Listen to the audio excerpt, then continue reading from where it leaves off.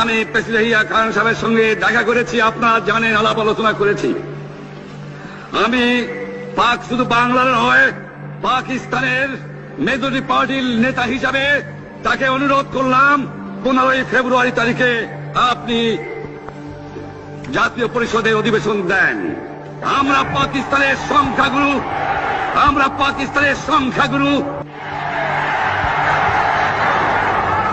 তবে অনুরোধ করছি, আপনারা আমাদের ভাই, আপনারা দেশকে একেবারে জাহান্নামে ধ্বংস করে দিয়েন না। জীবনে আর কোনদিন আপনাদের মুখ দেখা দেখি হবে না।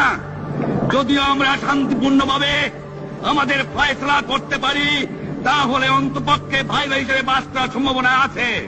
সেই জন্য আপনাদের অনুরোধ করছি, আমার এই দেশে আপনারা মিলিটারি শাসন চালাবার চেষ্টা করবেন না। আরো দেব এই দেশের মানুষ